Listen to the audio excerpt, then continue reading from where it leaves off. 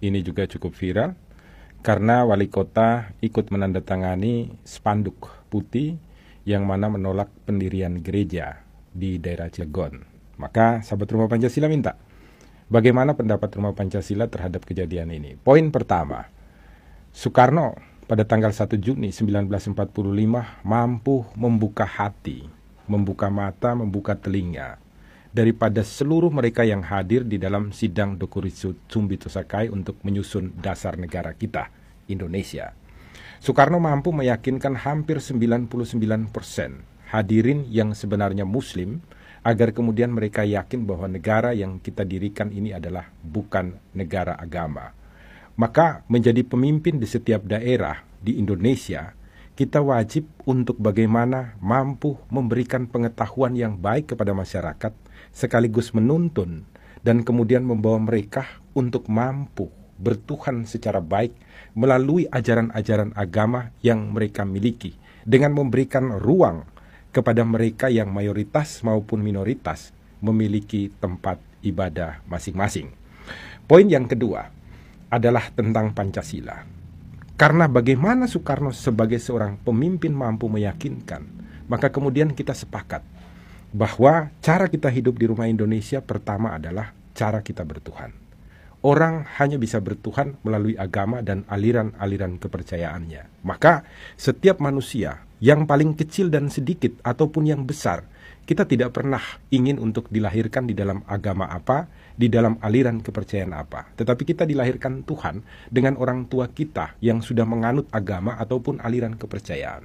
Maka sebagai manusia-manusia Indonesia, kita wajib untuk membuka ruang bagi semua orang, dari yang mayoritas sampai dengan yang minoritas, memiliki tempat ibadah di setiap daerah yang kita berada. Sehingga setiap orang mampu untuk bertuhan secara baik, agar mereka mampu menjadi manusia yang adil di satu sisi dan beradab di sisi yang lain, berdasarkan perintah Pancasila. Sehingga kita semua bersama-sama mampu untuk menjaga bangsa yang aneka ragam ini di dalam budaya dan lain sebagainya ini menjadi satu kesatuan yang utuh, sehingga kita semua bahagia. Oleh karena itu, ketika kita memilih para pemimpin kita, mereka akan membuat regulasi yang menjaga negara kita ini menjadi satu.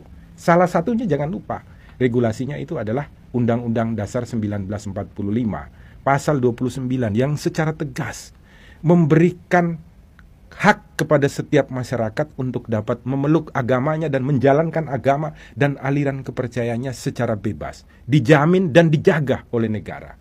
Baik yang mayoritas maupun yang minoritas, semuanya dijamin oleh negara. Poin yang berikutnya saya ingin menjelaskan sebuah contoh. Saya mendirikan Rumah Pancasila. Di kantor hukum saya pribadi pun itu 90% semuanya adalah beragama Muslim. Saya Katolik.